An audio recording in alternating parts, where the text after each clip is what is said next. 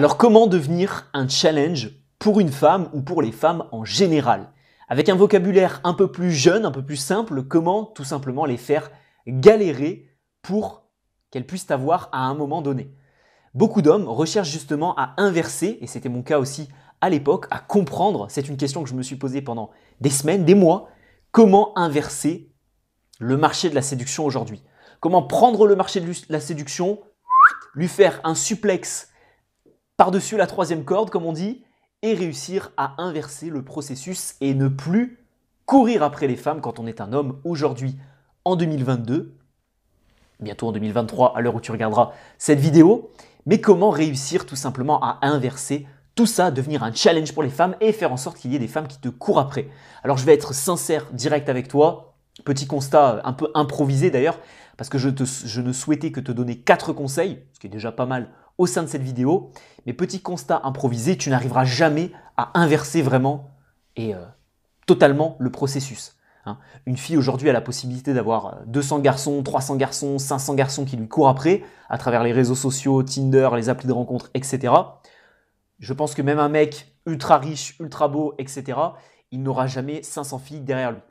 Mais tu peux quand même inverser le processus, tu peux quand même avoir 5, 10 filles qui te courent après et devenir un challenge pour les femmes. Et c'est ce qu'on va voir au sein de cette nouvelle vidéo, futur leader.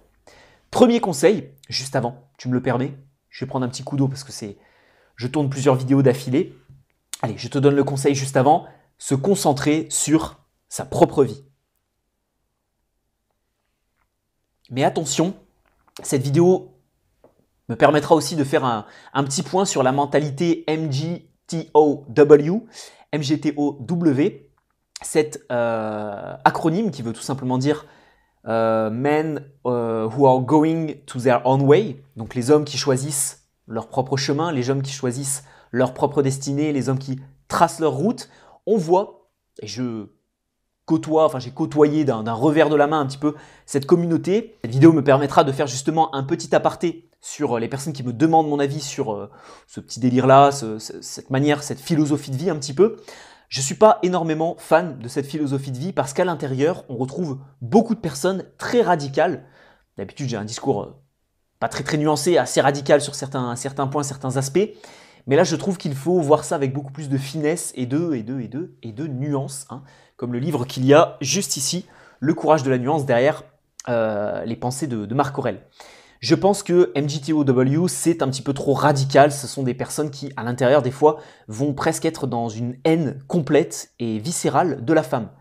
Et se concentrer sur tous les autres aspects de leur vie, mais avoir un trou tellement profond en termes de séduction, de rapport avec les femmes, de rapports sociaux avec les personnes de sexe féminin, que honnêtement ça fait assez tâche sur un CV. Quelqu'un par exemple qui va gagner 10 000 € par mois, qui aura vraiment une belle réussite professionnelle, qui en plus de ça aura un super physique parce qu'il s'entraîne 4-5 fois à la salle par semaine, il a une diète ultra carrée, etc.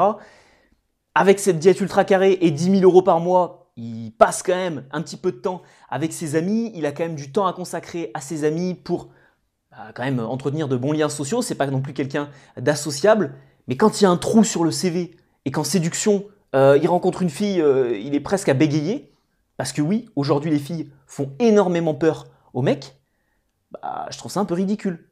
C'est comme, j'ai toujours trouvé ça ridicule, les mecs à la muscu qui ont un physique parfait, symétrique, du travail, 10 ans de musculation, une diète parfaite, etc. Félicitations les gars, mais qui professionnellement, elle est où la motivation? Ils ont une détermination de fou à la muscu, mais professionnellement une détermination pourrie. Ou les gars qui ont vraiment une détermination professionnelle incroyable, mais alors ils ont des physiques à la Bill Gates ou à la Steve Jobs. À un moment donné, les gars, faut être polyvalent dans tous les domaines.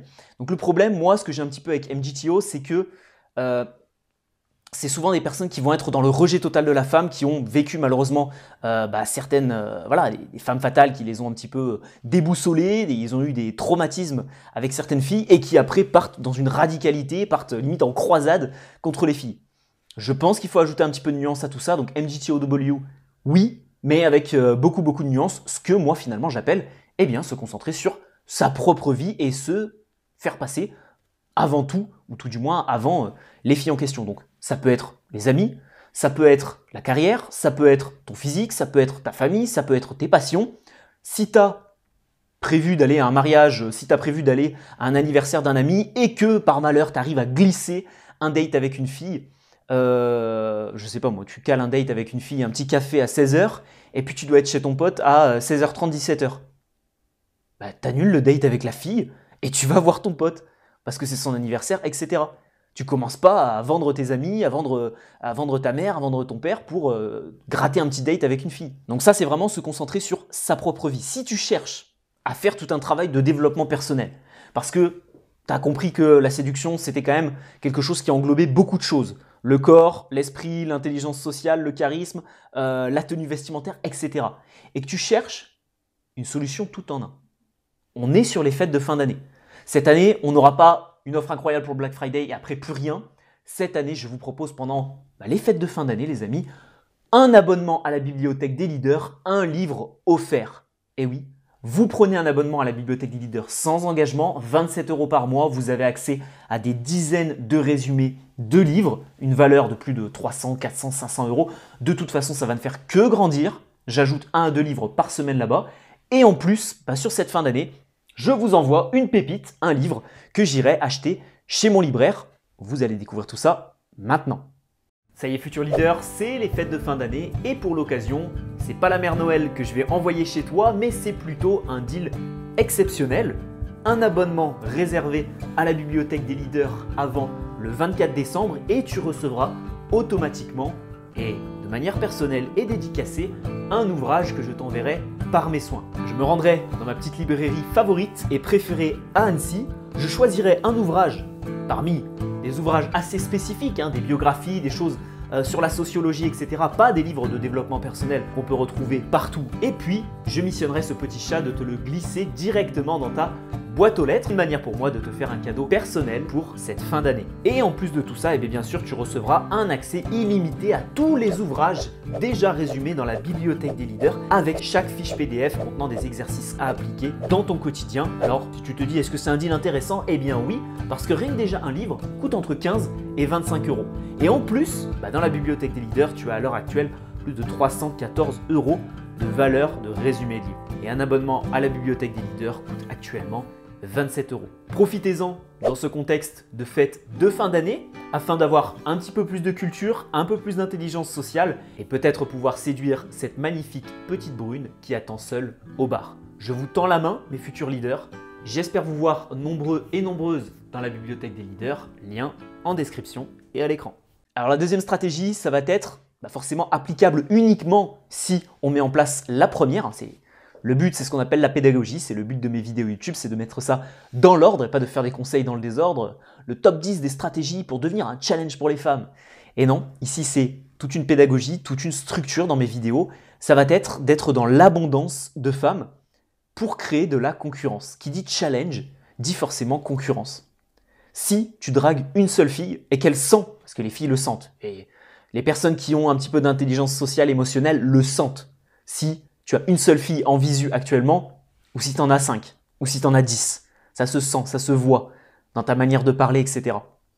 Donc si tu n'as qu'une seule fille dans le viseur, parce que tu as dragué cette petite brune que tu as vue au rayon shampoing à Carrefour, pour citer certaines vieilles références, je dirais, pour ceux qui ont la ref, n'hésitez pas à mettre un petit like en dessous de la vidéo, et que tu dragues uniquement cette fille-là, il n'y aura pas de concurrence, donc tu ne vas pas être un challenge pour elle. Il n'y aura pas forcément de challenge, il n'y aura pas de rivalité, elle ne va pas se demander est-ce qu'il y a d'autres filles sur le dossier, etc.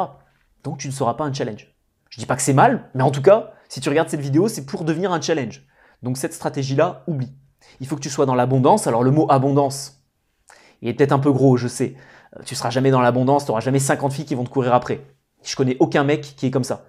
Peut-être Leonardo DiCaprio, mais il y a sûrement plus de 50 filles, mais je ne le connais pas personnellement. Donc, en tout cas, crée cette concurrence et multiplie, je dirais, les balles dans ton chargeur. Troisième stratégie, ça va être, alors cette fois-ci, je vais vous raconter une anecdote, petite anecdote personnelle, petite vidéo personnelle. J'ai vu des hommes s'attacher à des filles en 2 semaines, en 4 dates. En 2 semaines et 4 dates, je vais prendre un petit coup d'eau pour que vous réalisiez. Je vais laisser un petit blanc là. Réalisez un petit peu. C'est bon, vous l'avez? 4 dates, 2 semaines, 15 jours. Et se considérer en couple avec la fille. À titre personnel, j'attends entre 3 et 6 mois pour découvrir la personne en profondeur, quelles sont ses passions, quelle est sa feuille de route pour la vie, quelles sont ses références, qu'est-ce qu'elle souhaite faire, comment elle souhaite évoluer professionnellement, personnellement, etc. Où est-ce qu'elle veut vivre, qui sont ses amis, les personnes de sa famille, etc. Jusqu'à même ses opinions politiques. Tout ça, tu es censé normalement le découvrir, le comprendre. Se mettre en couple avec quelqu'un, c'est pas un truc qu'on fait comme ça, on teste, hop hop hop. Ça peut mettre 3 à 6 mois. Et là, tu vas vraiment devenir un challenge pour la fille. Si tu t'attaches et qu'au bout de 2 semaines, tu te considères déjà en couple, bah, il n'y a pas de challenge. Techniquement, derrière cette notion de challenge, il y a la notion de durée, il y a la notion de préparation. Il y a toute cette notion-là, un petit peu comme si tu préparais, je sais pas, un Ironman, un marathon ou quoi que ce soit d'autre. Bah, si tu te prépares en 15 jours, c'est pas vraiment un challenge. Alors que si tu as 6 mois de préparation, là, c'est vraiment un très très gros challenge parce que tu sais que tu dois être régulier, tu sais qu'il y a tout un plan à suivre. Donc, troisième stratégie, éviter de s'attacher beaucoup trop vite aux gens, émotionnellement, mais aussi physiquement. Et quatrième stratégie, quatrième méthode, ça va être d'utiliser, eh bien oui, les filles utilisent ça contre nous, donc pourquoi pas l'utiliser aussi contre elles, ça va être d'utiliser forcément des shit tests, des petites phrases, des petites choses que tu vas dire tout simplement pour la tester, la taquiner et lui faire comprendre que bah, t'es pas un gars facile et t'es pas déjà le collier au cou, la laisse au cou pour qu'elle puisse te dominer. Alors je t'en ai noté quelques-uns, je vais prendre l'ordinateur. Première possibilité, je ne donne pas mon numéro facilement, mais je veux bien peut-être prendre voilà, ton Instagram ou je veux peut-être bien prendre ton mail à la rigueur, etc. Évitez le Instagram, vous allez retomber avec tous les needy qui sont sur Instagram. Mais voilà, ça c'est quelque chose que par exemple je pouvais dire quand je faisais de la drague de rue.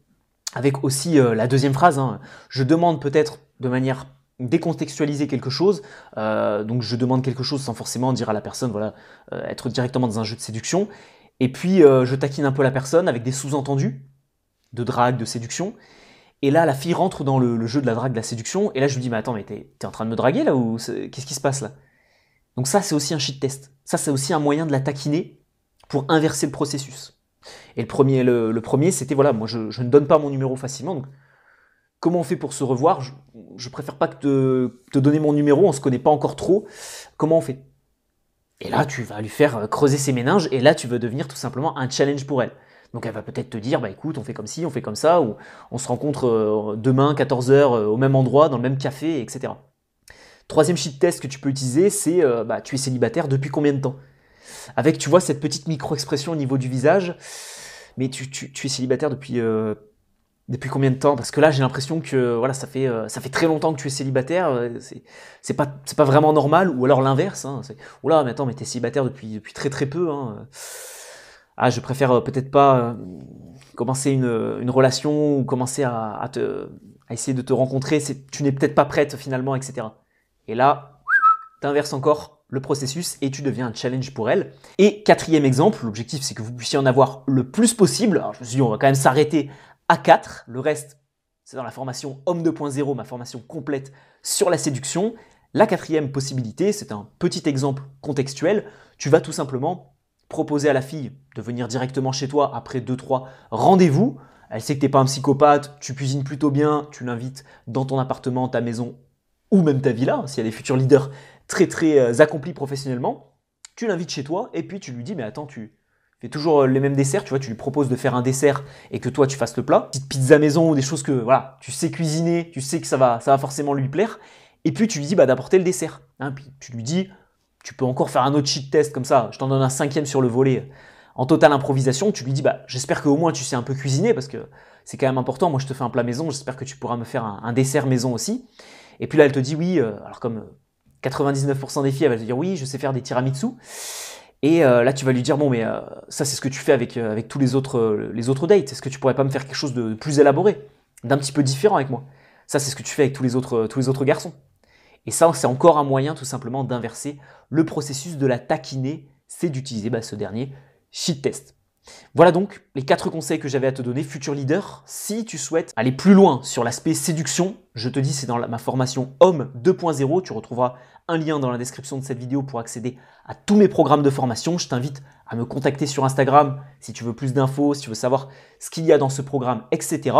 Si tu veux faire tout un travail de développement sur toi-même en continu, évoluer dans la bibliothèque des leaders, c'est juste ici et profiter de cette offre de fin d'année pour peut-être recevoir, il est où? Il est juste là. Je vais faire tomber toute la bibliothèque pour peut-être recevoir L'art de la séduction de Robert Greene. Je te l'enverrai peut-être. Hein. C'est un livre qui coûte 26 €. Donc techniquement, je peux te l'envoyer. La bibliothèque des leaders, c'est 27 €. Donc je gagnerai 1 € sur ton abonnement. Et puis, toi, tu seras gagnant parce que tu débloqueras 300 € de valeur. Et puis, tu débloqueras aussi ce livre que je t'enverrai directement chez toi. On se retrouve vendredi prochain, mes futurs leaders. J'espère en tout cas que cette vidéo vous a plu. Vendredi prochain, ce sera une vidéo un peu spéciale. Je ne vous donne pas encore le titre. Techniquement, ça devrait être les meilleures habitudes d'un séducteur. Et c'est une vidéo qui, pour le Black Friday, j'espère, j'aurai l'occasion de vous la filmer en extérieur. On refera, ce sera la seule vidéo de l'année filmée en extérieur. La bibliothèque des leaders juste ici pour la promo des fêtes de fin d'année, les autres vidéos et l'abonnement juste là. À vendredi prochain. Bon week-end à tous.